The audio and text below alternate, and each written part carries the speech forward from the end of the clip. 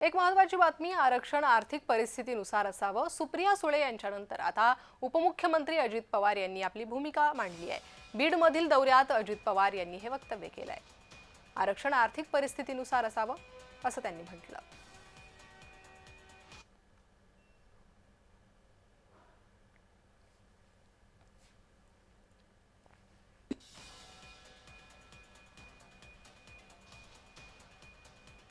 आरक्षण आर्थिक आजच्या वक्तव्यातून